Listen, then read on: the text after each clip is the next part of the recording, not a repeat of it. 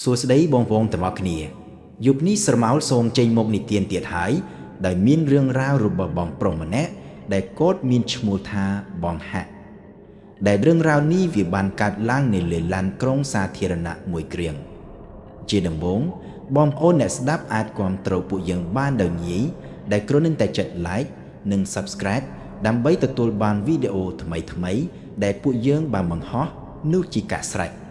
រឿងរ៉ាវនៃយប់នេះគឺជារឿងរបស់បងហាក់បងប្អូនអ្នកស្ដាប់ admin សូមណែនាំបងហាក់បន្តិចដែលបងហាក់គាត់ជាបុគ្គលិកប្រចាំនៅក្រុមហ៊ុនតូចមួយម្ដុំផ្លូវផ្សាររាត្រីជាក្រុមហ៊ុនពាក់ព័ន្ធនឹងការបញ្ជាទិញគ្រឿងបន្លាស់ម៉ាស៊ីនហើយបញ្ជូនបន្តទៅឲ្យរោងចក្រឧស្សាហកម្មនៅតាមខេត្តផ្សេងទៀតតួនាទីរបស់បងហាក់នៅក្នុងកន្លែងធ្វើការនេះមិនមានអ្វីច្រើនទេគ្រាន់តែបញ្ចូលទិន្នន័យឯកសារតាក់ទងសម្របសម្រួលជាមួយ supplier ព្រមទាំងមើលការខុសត្រូវស្តុកនិងវិក័យប័ត្របញ្ជាទិញអីប៉ុណ្ណឹងឯងការចាប់ផ្ដើមធ្វើការរបស់បងហាក់គឺគាត់ចាប់ផ្ដើមនៅម៉ោង 8 ព្រឹកដែលជាពេលវេលាចាប់ផ្ដើមចូលនិងចេញពីធ្វើការវិញនៅពេលល្ងាចវាមិនមានអ្វីខុសប្លែកពីបុគ្គលិកទូទៅឡើយប៉ុន្តែវាមានរឿងមួយដែលធ្វើឲ្យបងហាក់ចាំបាច់ត្រូវធ្វើព្រោះតួនាទីវាបង្ខំនោះគឺប្រសិនបើការងារមិនទាន់រួចរាល់គាត់ក៏ត្រូវបង្ខំចិត្តធ្វើការថែមម៉ោងព្រោះក្រោយម៉ោង 5 ល្ងាចទៅបើការងារមិនទាន់ចប់ឯកសារខ្លះចាំបាច់ត្រូវតែដោះស្រាយឲ្យរួចរាល់ហាមទុកឲ្យឆ្លងថ្ងៃបន្ទាប់ជាដាច់ខាតជាច្រើនលឿនច្រើនសារដែលប្រធានផ្នែកចាំបាច់ត្រូវឲ្យបង្ហាត់នៅជួយបន្តព្រោះមានទំនិញប្រញាប់ខ្លះឬក៏បារម្ភខ្លាចការងារខ្លះមានការកកស្ទះដែលនៅថ្ងៃធម្មតាបងហាក់តែងតែបញ្ចប់ការងារក្រោយ OT ប្រហែលម៉ោងជាង 6 យប់ឬក៏ពេលខ្លះដល់ម៉ោង 7 យប់វាអាស្រ័យលើការងារតិចឬក៏ច្រើនប៉ុន្តែភាគច្រើនវាអូសបន្លាយរហូតដល់ម៉ោង 8 យប់ក៏មានដែរគឺវាបែបនេះសឹងតែរាល់ថ្ងៃទៅហើយវាក៏មានពេលខ្លះប្រហែល1ថ្ងៃទៅ2ថ្ងៃជារៀងរាល់ខែដែលជាពេលការងារមមាញញឹកខ្លាំងបងហាក់ក៏ត្រូវបង្ខំចិត្តធ្វើ OT យូររហូតដោយសារក្រុមហ៊ុនរបស់បងហាក់នៅផ្លូវផ្សាររាត្រីប៉ុន្តែផ្ទះគាត់នៅត្រីម្ខាងដូច្នេះការធ្វើដំណើរត្រឡប់ទៅផ្ទះវិញក្នុងមួយថ្ងៃបងហាក់ចាំបាច់ត្រូវពឹងផ្អែកលើឡានក្រុងសាធារណៈដែលឆ្លងកាត់មាត់ច្រោះចូលក្រុមហ៊ុនដែលឡានក្រុងសាធារណៈខ្សែនេះវាមានជើងចុងក្រោយនៅត្រឹមម៉ោង 8 កន្លះយប់ហើយដោយសារម៉ោង 8 កន្លះដែលជាជើងឡានក្រុងសាធារណៈជើងចុងក្រោយនេះឯងទើបបងហាក់ចាំបាច់ត្រូវប្រញាប់រៀបចំការងារឲ្យទាន់ហើយត្រូវរត់ចេញពីក្រុមហ៊ុនទៅចំណតឡានឲ្យលឿនបំផុតព្រោះបើគាត់ខកខានតែ1នាទីវាក៏មានន័យថាគាត់ត្រូវហៅ pass up ឬមិនអ៊ីនចឹងទេត្រូវហៅម៉ូតូកង់3ត្រឡប់ទៅផ្ទះវិញចាស់ជាមិនខានហើយបើវាពិតជាបែបនោះមែនការចំណាយក្នុងការត្រឡប់ទៅផ្ទះក្នុងមួយថ្ងៃនឹងត្រូវហុកឡើងខ្ពស់ខ្លាំងតែម្ដងដែលឡានក្រុងសាធារណៈជើងចុងក្រោយដែលថានេះជាធម្មតាវាមិនសូវមានអ្នកជិះច្រើនទេខ្លះក៏5នាក់6នាក់ឬថ្ងៃខ្លះទៀតវានឹងនៅសល់តែបងហាក់និងអ្នកពិនិត្យសម្បត្តិតែ2នាក់ប៉ុណ្ណោះដែលមិនរាប់អ្នកបើកបរលុះពេលវាជាបែបនេះញឹកញាប់ទៅបងប្អូនអ្នកស្ដាប់នៅពេលគាត់ប្រើប្រាស់សេវាឡានក្រុងសាធារណៈជើងចុងក្រោយញឹកញាប់ពេកទៅបងហាក់ក៏ចាប់ផ្ដើមចាំមុខអ្នកបើកឡានបានវាចម្លែកដែរថាគឺឡានក្រុងសាធារណៈខ្សែនេះដូចជាជើងចុងក្រោយហើយវាតែងតែជាឡានគ្រឿងនេះជានិច្ចដូចជាឡានមួយគ្រឿងនេះវាទទួលវេនជារៀងរាល់ថ្ងៃអញ្ចឹងវាបានធ្វើឲ្យបងហាក់ចាំបានថាអ្នកបើកបរគឺជាលោកពូម្នាក់បរិវ័យកណ្ដាលចរិតមើលទៅរាងកាយបន្តិចមើងម៉ាត់បន្តិចប៉ុន្តែបើកបរបានល្អចំណែកអ្នកកាន់សម្ពុតគឺជាស្ត្រីម្នាក់វ័យកណ្ដាលដូចគ្នាចិត្តល្អហើយចូលចិត្តបើកបទចម្រៀងតាមផ្លូវហើយតាមដែល admin ប្រាប់ថាបងហាក់គាត់បានជិះឡានមួយខ្សែនេះជារៀងរាល់ថ្ងៃហើយជាជើងចុងក្រោយផងនោះវាក៏คล้ายទៅជាថាខ្លួនគាត់ហាក់ទម្លាប់នឹងគ្រប់យ៉ាងនៅលើឡាននោះទេហើយមិនដែលមានអារម្មណ៍សោះឡាយសំបីតែមួយថ្ងៃថាឡានក្រុងសាធារណៈវាគួរឲ្យខ្លាចមិនមានប្រប់ណូលគឺមិនមានអ្វីទាំងអស់ហើយបងហាក់គាត់ជាមនុស្សដែលចូលចិត្តធ្វើអ្វីដដែលឡានដដែលហើយចូលចិត្តទៅអង្គុយនៅកន្លែងដដែលចំណុចនេះគាត់បានផ្ដល់ហេតុផលឲ្យ admin ថាវាគឺជាចំណុចដែលគាត់គិតថាគួរតែសុវត្ថិភាពបំផុតដោយបងហាក់ក៏មិនដែលគិតសោះថាការជិះឡានក្រុងសាធារណៈជើងចុងក្រោយដែលជាជើងប្រចាំរបស់គាត់នេះ វានឹងជាចំណុចចាប់ផ្ដើមនៃរឿងរ៉ាវដែលធ្វើឲ្យរូបគាត់មិនអាចបំភ្លេចបានអស់មួយជីវិតទាល់តែសោះដែលវាក៏មានអំឡុងពេលមួយដែលបងហាក់មិនបានត្រឡប់ទៅផ្ទះយប់នោះទេថ្ងៃខ្លះបានចេញពីធ្វើការម៉ោង5ល្ងាចវាជាធម្មតាសម្រាប់អ្នកធ្វើការទូទៅនឹងមានពេលទៅអង្គុយផឹកស៊ីជាមួយមិត្តភ័ក្តិទៅហាងអាហារហាងស្រាខ្លះដែលតាមរយៈការដែលបងហាក់បានទៅហាងស្រាជាមួយមិត្តភ័ក្តិខ្លួនគាត់ក៏តែងតែបានឮរឿងរ៉ាវផ្សេងទាំងរឿងដែលធ្លាប់ជួបក្នុងក្រុមហ៊ុនរឿងការងាររឿងមនុស្សឬសូម្បីតែជួនកាលវាក៏រាលដាលទៅដល់រឿងអាចកំបាំងក៏មាននៅគ្រានោះមានថ្ងៃមួយបងហាក់ចាំបានថាអំឡុងពេលនោះជាពេលដែលភ្លៀងធ្លាក់ខ្លាំងការផឹកស្រាជួបជុំគ្នានៅពេលនោះក៏មិនបានធ្វើឲ្យគ្នាគាត់ប្រញាប់បែកគ្នាទៅណាដែរព្រោះគ្រប់គ្នាតែងតែផឹកចាំឲ្យភ្លៀងរាំងសិនបន្ទាប់មកក៏ស្រាប់តែមានបងប្រុសម្នាក់ចាប់ផ្ដើមនិយាយរឿងខ្មោចឡើងមកគ្មានដើមគ្នាចុងនៅសុកក៏និយាយពីមូលហេតុរឿងខ្មោចពាក់ព័ន្ធនឹងរឿងឡានក្រុងសាធារណៈជាងចុងក្រោយដោយបងម្នាក់នោះបានរៀបរាប់ឲ្យស្ដាប់ថាកាលពីមុនគាត់ធ្លាប់ជិះឡានក្រុងសាធារណៈជើងជាមួយគ្នានឹងបងហាក់ដែលបានប្រើប្រាស់ជាប្រចាំនេះឯងហើយក៏ធ្វើការក្នុងតំណែងដូចគ្នាមុនពេលបងម្នាក់នោះត្រូវបានឡើងជាអ្នកគ្រប់គ្រងដោយគាត់ត្រឡប់មកវិញនៅពេលយប់រាល់ថ្ងៃគឺជើងចុងក្រោយរាល់ថ្ងៃដោយបងហាក់បីបិទមិនមានអ្វីខុសគ្នាឡើយហើយវាមានអំឡុងពេលមួយបងម្នាក់នោះចាប់ដើមមានអារម្មណ៍ថាវាដូចជាមានអ្វីម្យ៉ាងនៅលើឡានក្រុងសាធារណៈនោះឡានក្រុងមួយគ្រឿងដែលថានេះវាពិតជាមិនធម្មតាពិតមែន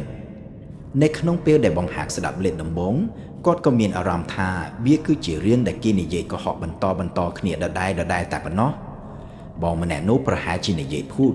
ឬក៏និយាយលេងផងក៏ថាបានហើយណាមួយគាត់ក៏ចាប់ផ្ដើមស្របងផងព្រោះអីគឺព្រោះបងហាក់ខ្លួនឯងគាត់ជិះឡានជើងនោះមួយគ្រឿងនោះនឹងខ្សែនោះសឹងតែរាល់យប់ហើយគាត់ខ្លួនឯងក៏មិនដែលជួបអ្វីសោះសូម្បីតែម្ដងប៉ុន្តែទោះជាយ៉ាងណារឿងដែលបងម្នាក់នោះនិយាយឲ្យស្ដាប់វាធ្វើឲ្យបងហាក់ឈប់គិតមួយភាំងដែលបងម្នាក់នោះបាននិយាយបន្តថាឡានក្រុងមួយគ្រឿងនោះនៅពេលយប់ហើយក៏ស្រាប់តែមានមនុស្សបានមកអង្គុយនៅខាងក្នុងឡានដោយមិនមានអ្នកដឹងថាពួកគេទាំងនោះឡើងមកលើឡានតាំងពីពេលណានោះទេដោយពួកគេនៅអង្គុយស្ងៀមមិនមានចលនាឬកម្រើកខ្លួនសូម្បីតែបន្តិចហើយអ្វីដែលចម្លែកជាងនេះទៅទៀតនោះគឺអ្នកដែលឡើងមកក្នុងឡាននេះមិនមានភិនភាគដូចគ្នានោះឡើយគឺខ្លះក៏ស្លៀកពាក់ចម្លែកខ្លះក៏ស្លៀកឈុតដូចកម្មករខ្លះក៏ស្លៀកឈុតដូចអ្នកស្រុកទូទៅប៉ុន្តែឈុតដែលមនុស្សទាំងនោះស្លៀកគឺជាឈុតដែលមើលទៅចាស់ខ្លាំងគឺស្លៀកស្លាំងហើយមើលទៅប្រឡាក់ប្រឡូយបំផុតដែលតាមរយៈរឿងរៀបរាប់នេះរបស់បងប្រុសម្នាក់នោះគាត់បានសង្កត់ធ្ងន់ទៀតថារឿងនេះមិនមែនជារឿងនិយាយលេងឡើយព្រោះមនុស្សមួយចំនួនដែលអង្គុយក្នុងឡានធម្មតាគឺអ្នកខ្លះគេមើលមិនឃើញមនុស្សពូនេះឡើយវាដូចជាថាវានឹងមានតែមនុស្សមួយចំនួនប៉ុណ្ណោះដែលអាចមើលឃើញមនុស្សទាំងនោះបាននៅលើឡានដោយអ្នកឆែកសម្បត្តិខ្លួនឯងក៏មិនគួរនឹងឃើញដូចគ្នាព្រោះអ្នកឆែកសម្បត្តិមិនដែលបង្ហាញប្រតិកម្មអ្វីឡើយវាដូចជាថាមនុស្សចម្លែកនៅលើឡានក្រុងសាធារណៈនោះវាមិនមានរូបរាងពិតប្រាកដអ្វីនោះឡើយលើពីនេះទៅទៀតគឺនៅចំថ្ងៃសិលដោយនៅលើឡានក្រុងសាធារណៈនោះវានឹងមានសម្លេងកណ្ដឹងរោខ្លាំងទាំងដែលលើឡានមិនមានអ្នកដំណើរឡើយសូម្បីតែម្នាក់ឬក្នុងឡានជួនកាលមនុស្សដែលដំណើរលើឡានក្រុងសាធារណៈនោះនឹងឮសម្លេងជាងមនុស្សដែលចុះដើរឡើងលើឡានរហូតហើយលោកនេះក៏តាមប្រភពសម្លេងបែរជាឃើញថាលើឡានមិនមាននរណាសូម្បីតែម្នាក់ដែលបន្ទាប់ពីបងប្រុសម្នាក់នោះនិយាយរឿងនេះឲ្យបងហាក់ស្ដាប់រហូតចប់ខ្លួនគាត់ក៏ចាប់ផ្ដើមព្រឺរោមដូចគ្នាប៉ុន្តែក៏មិនទាន់ជាស្លងទាំងស្រុងនៅឡើយព្រោះដូចដែលបានប្រាប់ឡានក្រុងសាធារណៈជីវនេះបងហាក់ជិះជាប្រចាំរាល់យប់ហើយបើវាមានរឿងបែបនេះមែនយ៉ាងហោចក៏រូបគាត់ក៏គួរតែជួបខ្លះដែរប៉ុន្តែពេញមួយរយៈពេលដែលបងហាក់ជិះឡានជីវនេះត្រឡប់ទៅផ្ទះវិញខ្លួនគាត់បែរជាមិនដែលមានអារម្មណ៍អ្វីទាំងអស់ហើយពេលខ្លះបងហាក់អង្គុយលីឡានក្រុងសាធារណៈជើងនោះជួនកាលគាត់ក៏បានដេកលោកទៅជារលីលោកភ្ញាក់ឡើងម្ដងទៀតគឺពេលដែលអ្នកឆែកសម្បត្តិមកដាស់តែម្ដងព្រោះដោយចំណត់ដែលបងហាក់ត្រូវជោគជាប្រចាំហើយដោយសារតែបែបនេះទើបបងហាក់គាត់ក៏មិនមានអារម្មណ៍តតែសោះថាឡានក្រុងសាធារណៈជើងចុងក្រោយដែលថានេះវានឹងមានអ្វីគួរឲ្យខ្លាចឬក៏អត់ចុងក្រោយបំផុតគាត់ក៏សន្និដ្ឋានបានថាបងប្រុសម្នាក់នោះប្រហែលជាស្រវឹងហ ហើយក៏និយាយរឿងអ្វីអត់ប្រយោជន៍គ្រាន់តែថាបន្ទាប់ពីនោះរឿងចម្លែកវាក៏កើតឡើងក្នុងយប់មួយបន្ទាប់ពីមានភៀងខ្លាំងក្នុងអំឡុងពេលនោះការងារក្នុងក្រុមហ៊ុនបងហាក់កំពុងតែប្រញាប់បញ្ជូនឯកសារជាច្រើនឲ្យទៅអតិថិជននៅតាមខេត្តខ្លួនគាត់ក៏ត្រូវនៅធ្វើ OT ពេលយប់ជាងធម្មតាម៉ោង8យប់ជាងទើបអាចចេញពីអគារបានដែលតំបន់ជុំវិញក្រុមហ៊ុននៅពេលយប់ជាធម្មតាវាក៏រៀងស្ងប់ស្ងាត់ស្រាប់ហើយលើពីនោះវាក៏មានភ្លៀងធ្លាក់ខ្លាំងទើបធ្វើឲ្យផ្លូវវាក៏កាន់តែមើលទៅស្ងាត់ច្រងំខ្លាំងលើពីធម្មតាដែរហើយបន្ទាប់ពីចេញពីធ្វើការមកបងហាក់ក៏ប្រញាប់ដើរចេញពីច្រកចូលហើយក៏សម្ដៅទៅចំណតឡានក្រុងសាធារណៈមាត់ច្រកដោយរយប់ពន្លឺភ្លើងតាមផ្លូវវាក៏មានខ្លះដែរពេលនោះភ្លើងតាមផ្លូវវាក៏មានប៉ុន្តែវាក៏មិនបានភ្លឺច្បាស់ខ្លាំងអីប៉ុន្មានឡើយដោយបងហាក់នៅក្នុងយប់ថ្ងៃនោះគាត់បាននៅឈរចាំឡានក្រុងសាធារណៈក្នុងសភាពស្ងប់ស្ងាត់មុនពេលមិនយូរប៉ុន្មានឡានក្រុងសាធារណៈរដងក៏មកឈប់នៅចំណត់នៅពេលវេលាដដែលដែលរូបគាត់ធ្លាប់ទៅលុះពេលបងហាក់ឡើងទៅលើឡានភ្លាមគាត់ក៏ដើរទៅអង្គុយនៅកន្លែងដដែលនោះគឺផ្នែកខាងឆ្វេងកណ្ដាលឡាននៅថ្ងៃនោះខ្លួនគាត់មើលឃើញច្បាស់ណាស់ថានៅលើឡានក្រុងសាធារណៈជើងចុងក្រោយថ្ងៃនេះវាមានអ្នកដំណើរប្រហែលពី2ទៅ3នាក់បានអង្គុយចន្លោះគ្នាខាងក្នុងឡានហើយក៏អង្គុយស្ងៀមមិនមាននរណាមើលមុខគ្នាមិនមានសម្លេងជជែកគ្នាមានតាំងសម្លេងបទចម្រៀងស្រុកស្រែចេញពីបាសខាងក្នុងឡានរបស់បងស្រីអ្នកឆែកសមុទ្រនោះឯងដោយបន្ទាប់ពីនោះរយៈពេលនៅលើផ្លូវមួយខ្សែនោះវាក៏សន្សឹមកន្លងផុតទៅរហូតផុតចេញពីផ្លូវធំចូលទៅកាន់តំបន់ផ្លូវដែលវាកាន់តែស្ងាត់ទៅដោយនៅក្នុងអំឡុងពេលមួយដែលឡានក្រុងសាធារណៈនោះត្រូវឆ្លងកាត់ស្ពានតូចមួយចំណុចដែលជាធម្មតាវានឹងមានភ្លើងផ្លូវព្រឹមតាមបណ្ដោយផ្លូវគ្រាន់តែថាក្នុងយប់ថ្ងៃនោះភ្លើងនៅផ្លូវមួយខ្សែនោះបែរជាដាច់រៀបគ្នាជាជួរដាច់រហូតដល់សឹងតែងនិតស្លុបមកតែម្ដងហើយតាមរយៈបរិយាកាសដែលបងហាក់គាត់មិនទម្លាប់នេះឯងទើបមិនយូរប៉ុន្មាននៅសឹកគាត់ក៏ស្រាប់តែងើយមកឡើងហើយក៏ងាកឆ្វេងងាកស្ដាំក៏សង្កេតឃើញថាមានមនុស្សម្នាក់កំពុងអង្គុយអោនមុខអោនមាត់នៅកៅអីផ្នែកម្ខាងទៀតឆ្ងាយពីបងហាក់ប្រហែលជា3ជួរដែលកៅអីរបស់បរិម្នាក់នោះមិនមាននរណាអង្គុយនៅក្បែរនោះឡើយហើយតាមរយៈក្រសែភ្នែកនិងម៉ូតសក់ដែលបងហាក់ឃើញបរិម្នាក់នោះមួយតែជាបរិវ័យកំដៅម្នាក់ពាក់អាវពណ៌ប្រភេទស្បែកស្លេកស្លាំងឬពាដូចជាមនុស្សដែលហត់នឿយនឹងការងារហើយទៀបតែចេញពីធ្វើការមកអីបែបនោះឯងដោយតាមរយៈរូបភាពដែលគាត់បានឃើញនេះវាមិនមានអ្វីគួរឲ្យខ្លែងនោះទេរហូតតតែមានរឿងមួយដែលបងហាក់ក៏ចាប់ផ្ដើមឆ្ងល់នោះគឺពេញផ្លូវតាំងពីបងហាក់ឡានមករហូតដល់ចំណុចនេះបរិម្នាក់នោះគាត់មិនកម្រើកខ្លួនឡាយសូម្បីតែបន្តិចមិនចាប់ទូរស័ព្ទមិនបានបដូរកាយវិការមិនមានសូម្បីតែការកម្រើកហើយនិយាយឲ្យចំបរិម្នាក់នេះគឺដូចទៅនឹងរូបចម្លាក់ជាមនុស្សទៅទៀតបងអ្នកស្ដាប់បងហាក់នឹងគេដែលឃើញបែបនោះគាត់ក៏ព្យាយាមសម្លឹងមុខបរិម្នាក់នោះតាមរយៈកញ្ចក់ម្ខាងទៀតសង្ឃឹមថានឹងឃើញរូបភាពតាមកញ្ចក់ឆ្លុះរបស់គាត់បែបព្រើលក៏បានចង់ឃើញមុខមាត់គាត់ឲ្យច្បាស់ថាតើបរិម្នាក់នោះកំពុងតែធ្វើអ្វីហើយដើម្បីក៏អាចអង្គុយនៅស្ងៀមបានដល់ថ្នាក់នេះដោយចង្វាក់ដែលបង្ហាញងាកមុខទៅមើលរូបភាពតាមកញ្ចក់ឆ្លុះនោះឯងវាបែរជាប្រកាសថារូបឆ្លុះនៃកញ្ចក់ឡានដែលវាគួរតែមានផ្ទៃមុខរបស់បរិម្នាក់នោះគឺវាបែរជាមានត្រឹមតែស្រមោលទទេស្អាតវាដូចជាមិនមាននរណាមកអង្គុយនៅលើកៅអីនោះឡើយសូម្បីតែម្នាក់ដែលភ្លាមនៅពេលបង្ហាក់បានឃើញបែបនោះក្នុងចិត្តចាប់ដើមច្របូលថាតើខ្លួនគិតទៅតែខ្លួនឯងឬក៏អត់ឬថាបណ្ដាលមកពីភ្លៀងធ្លាក់ខ្លាំងទេពធ្វើឲ្យកញ្ចក់វាស្រអាប់ឬក៏ជាការចំណាំងផ្លាតនៃអ្វីមួយផ្សេងគឺគាត់ព្យាយាមរកហេតុផលមក support នឹងអ្វីដែលគាត់ឃើញនៅចំពោះមុខប៉ុន្តែក្នុងជំរឿចិត្តពិតប្រាកដរបស់គាត់វិញបងហាក់ក៏គិតដឹងដែរថាបរិម្នាក់ដែលនៅកៅអីខាងមុខគាត់ប្រហែលជាមិនមែនជាមនុស្សពិតប្រាកដឡើយដោយនៅបន្ទាប់ពីនោះក្នុងខណៈពេលបងហាក់កំពុងអង្គុយឆ្ងល់ឡានដឹកអ្នកដំណើរមួយគ្រឿងនេះក៏ចូលមកដល់តំបន់ផ្លូវធំម្ដងទៀតហើយភ្លាមនៅពេលដែលពន្លឺភ្លើងតាមចិញ្ចើមផ្លូវចាប់ផ្ដើមត្រឡប់មកវិញហើយក៏ចាំចូលមកខាងក្នុងឡានលើកនេះវាធ្វើឲ្យបងហាក់ឃើញបានយ៉ាងច្បាស់ព្រោះមុននោះវាមានស្រមោលអាគារបាំងតួឡានធ្វើឲ្យរូបភាពដែលឃើញក្នុងតួឡានត្រូវស្រមោលគ្របពីលើហើយក៏ខ្មៅងងឹតទៅមួយភាំងប៉ុន្តែត្រឹមតែមួយពព្រិតភ្នែកដែលឡានក្រុងសាធារណៈបើកាត់ស្រមោលអាគារវាប្រកាសថាបុរសម្នាក់ដែលអង្គុយនៅកៅអីខាងមុខពីមុននេះគឺគាត់បែរជាបាត់ខ្លួនឈឹងបាត់ទៅហើយភ្លាមពេលដែលបង្ហាក់ឃើញគាត់បាត់ទៅបែបនេះ គាត់ក៏ព្យាយាមសម្លឹងមើលពេញក្នុងឡានទាំងអស់ប៉ុន្តែវាក៏មិនមានពិតមែនមិនមានសូម្បីតែស្នាមផតនៃកៅអីដែលបុរសនោះទើបតែអង្គុយមិនមានសូម្បីតែសំឡេងជើងមិនមានសំឡេងកណ្ដឹងហើយឡានក្រុងសាធារណៈក៏មិនបានឈប់នោះដែរហើយបើគ្រប់យ៉ាងវាត្រូវគ្នាបែបនេះវាក៏មានន័យថាបុរសដែលអង្គុយស្ងៀមម្នាក់ឯងអំបានមីងដែលបង្ហាក់បានឃើញនោះគឺប្រហែលជាខ្មោចពិតប្រាកដ 100% ជាក់ជាមិនខានដែលបន្តពីរឿងរ៉ាវក្នុងយប់ថ្ងៃនោះមកបងហាក់ខ្លួនឯងក៏មិនចង់គិតច្រើនដែរស្របពេលដែលការងារនៅក្រុមហ៊ុនពេលនោះវាច្រើនខ្លាំងណាស់ច្រើនរហូតដល់គាត់សឹងតែមិនមានពេលគិតរឿងអ្វីផ្សេងទៀតឡើយប៉ុន្តែបន្តពីនោះគឺនៅក្នុងយប់មួយអ្វីវាក៏បានកើតឡើងម្ដងទៀតគឺនៅពេលដែលបងហាក់គាត់ចេញពីធ្វើការនៅពេលយប់ដូចរាល់ដងប៉ុន្តែភ្លៀងមិនធ្លាក់នោះទេផ្លូវក៏ស្រឡះល្អទៀតហើយក៏ធ្វើដំណើរតាមឡានក្រុងសាធារណៈមួយគ្រឿងនោះដដែលដែលមកដល់ចំណុចតាមពេលវេលាបេះបិទដូចរាល់ដងដូចមនុស្សនឹងចិត្តគ្នាយ៉ាងអញ្ចឹង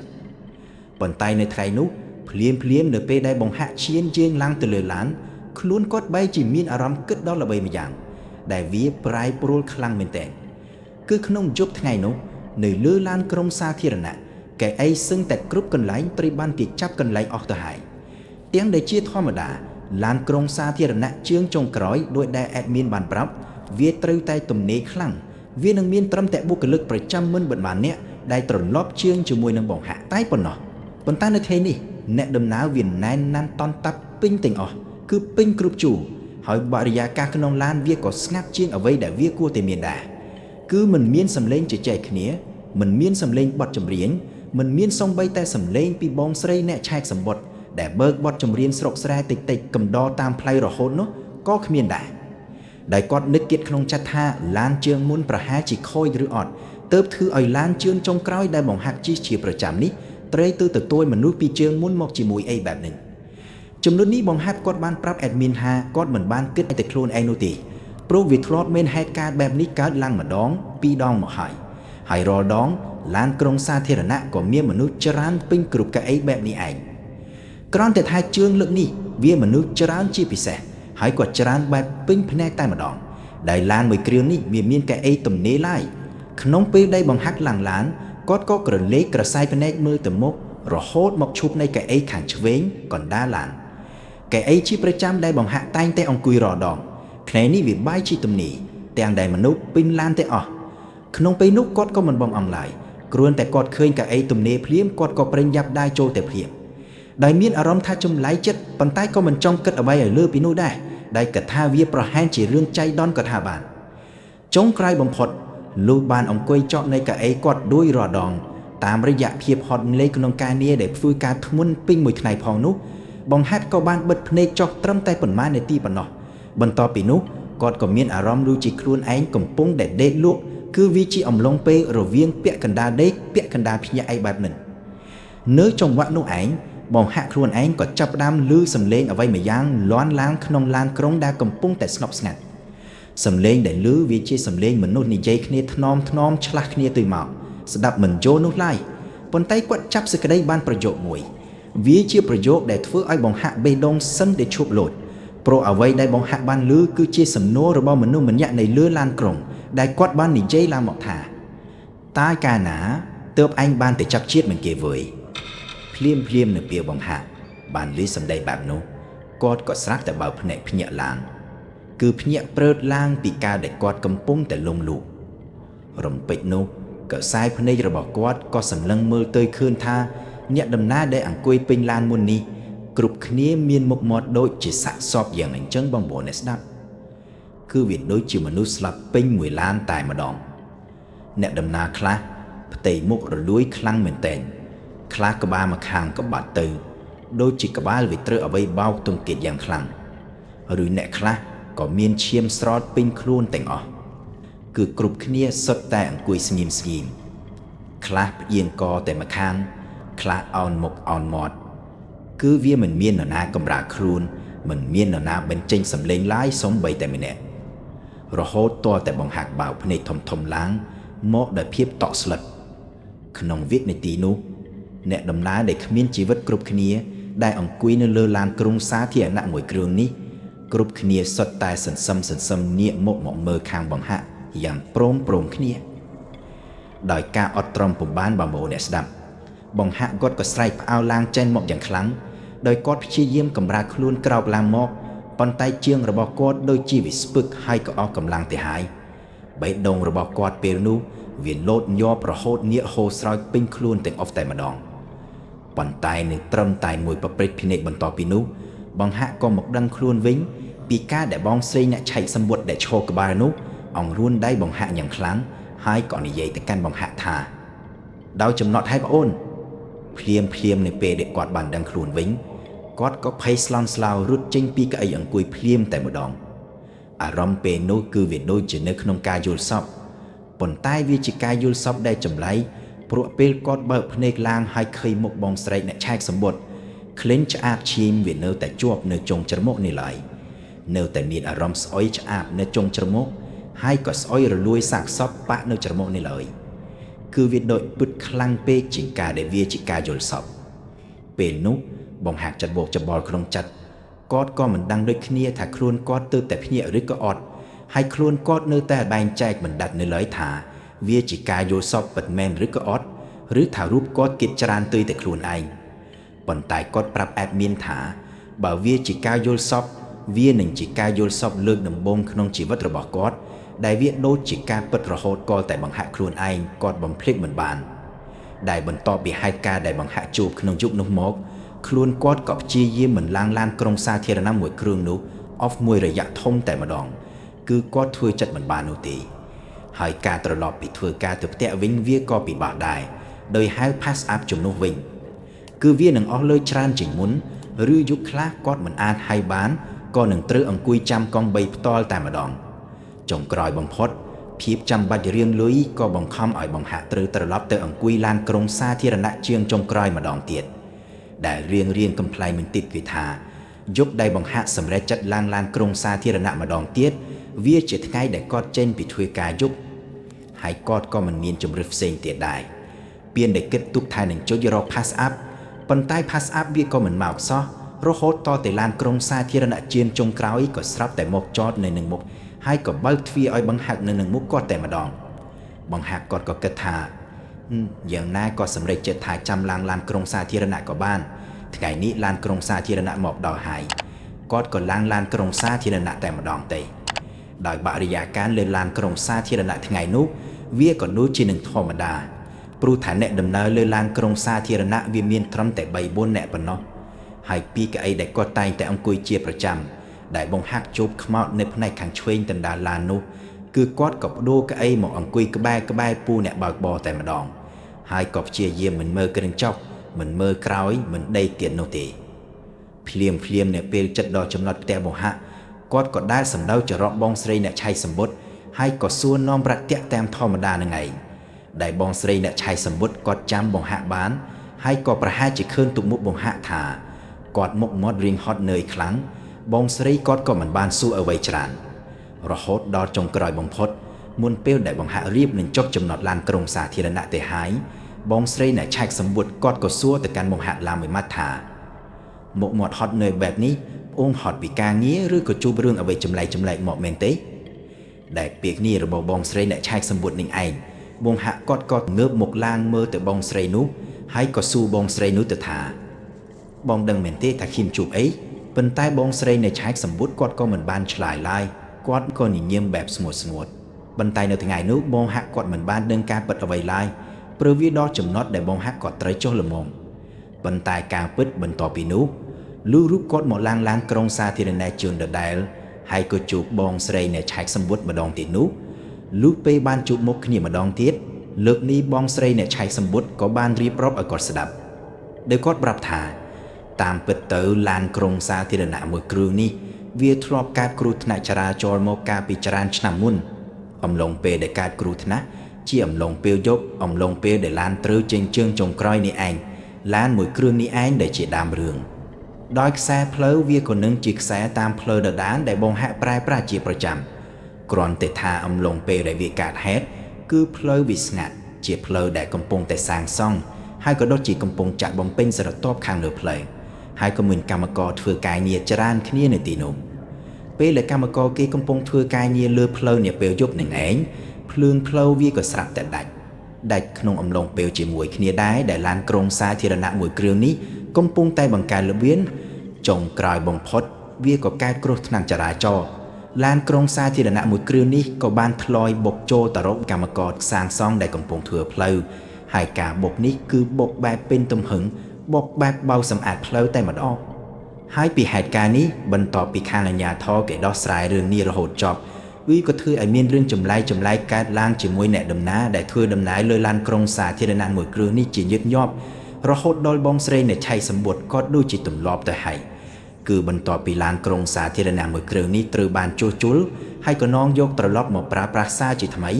វាក៏ចាប់ផ្ដើមមានអ្នកដំណើរដែលដេកលក់លើឡាន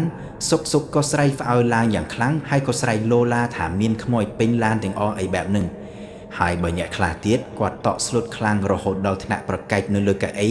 ហើយក៏ដេកដួលទៅតែម្ដងក៏មានដែរដោយត្រីសង្គ្រោះបាធំហើយត្រីហៅឡានសង្គ្រោះបន្ទាន់ក្អោលពេញនឹងហើយអ្នកខ្លះទៀតបានប្រាប់ថាពេលដែលគាត់បើកភ្នែកឡើងគាត់ឃើញមនុស្សដែលមានខោអាវប្រឡាក់ឈាមឈរពេញឡានទាំងអស់ឈរនៅត្រង់ជណ្ដើរខ្លះអង្គុយនៅកៅអីខ្លះអង្គុយនៅក្បែរអ្នកបើកបរខ្លះអ្វីដែលធ្ងន់បំផុតនោះគឺមនុស្សជាច្រើនប្រាប់ថាវាមានក្លិនស្អុយក្លិនរលួយក្លិនឆ្អាបនៅលើឡានរហូត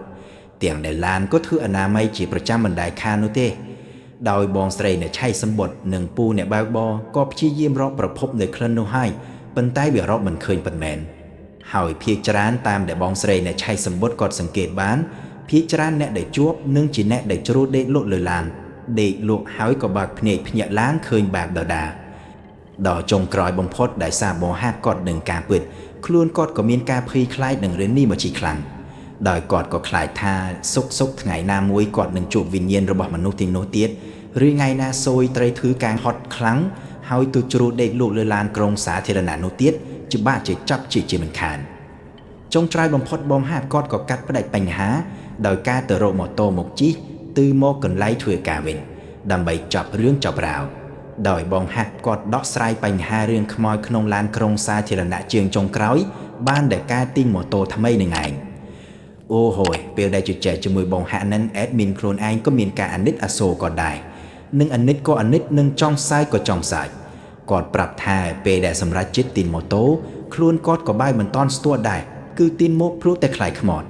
ហើយយកមកជីបាន 2-3 ថ្ងៃដំបូងហើយក៏ទៅដួលទៀតហើយពេលនោះមុខមាត់បែកចិញ្ចាមក៏បែកអស់រលីងប៉ុន្តែយ៉ាងណាក៏ត្រូវតែទ្រាំដែលតាមរយៈរឿងរ៉ាវដែលបងហាក់គាត់រៀបរាប់ឲ្យ admin ស្ដាប់នេះ admin គេថាវាប្រហែលជាមានលទ្ធភាពខ្លាំងណាស់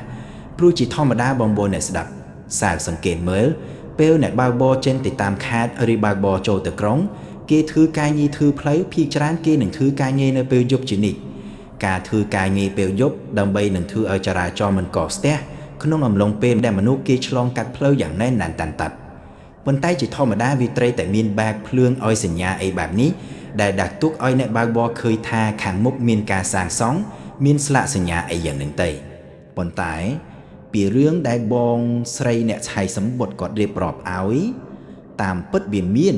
ប៉ុន្តែភ្លើងវាដាច់ទៅមួយសន្ទុះគឺដាច់ទៅត្រឹមមួយប៉ព្រិចភ្នែកភ្លើងដាច់ភ្លើងធ្លាក់ឬអីបែបនេះនឹងឯងហើយវាក៏ស្របពេលដែលថាកម្មករកំពុងជួសជុលផ្លូវខ្សែនោះតែម្ដងអ្នកបើកបរឡានក្រុងសាធារណៈអំឡុងពេលនោះប្រហែលជាពេលរៀនយប់គួសាំគាត់ក៏បង្កាយល្បឿនហើយក៏ជួបគ្រោះថ្នាក់តែម្ដងហើយតាកម្មករដែលបានបាត់បង់ជីវិតទាំងនោះបងប្អូនសាច់ញាតិរបស់ពួកគេបានធ្វើពិធីតាមសាសនាឬក៏អត់ចំណុចនេះគួរឲ្យឆ្ងល់ដែរវាអាចជាមូលហេតុដែលធ្វើឲ្យវិញ្ញាណទាំងនោះមិនអាចទៅចាប់ជាតិក៏ថាបានចំណុចនេះជាមតិផ្ទាល់ខ្លួនរបស់ admin បងប្អូនអ្នកស្ដាប់សូមប្រើប្រាស់វិចារណញ្ញាណក្នុងការស្ដាប់ផងដែរហើយបើសិនជាបងប្អូនយល់យ៉ាងណាបងប្អូនអ្នកស្ដាប់អាច comment នៅខាងក្រោមបាន admin និងក្រុមការងារនឹងឆ្លើយតបទៅវិញនៅរាល់សារទាំងអស់ហើយបងប្អូនអ្នកស្ដាប់អាចគាំទ្រពួកយើងបានយ៉ាងងាយស្រួលគ្រាន់តែចុច like វីដេអូនេះឬក៏ share ទៅកន្លែងណាដែលបងប្អូនចង់បានឬក៏អាច subscribe channel របស់ពួកយើងនោះជាការស្រេចយើងសន្យាថានឹងធ្វើមេតិកាឲ្យកាន់តែល្អតាមដែលអាចធ្វើបានសម្រាប់យប់នេះ admin សូមថ្លែងអំណរគុណយ៉ាងជ្រាលចំពោះការស្ដាប់របស់បងប្អូនជាចុងក្រោយ admin សូមឲ្យបងប្អូនមានក្តីសុខសុវត្ថិភាពនិងរួចចាកឆ្ងាយពីបញ្ហាទាំងឡាយមិនថាផ្លេកភ្លីឬភ្លើងងងឹតសូមសុបិនល្អណាបងប្អូនទាំងអស់គ្នា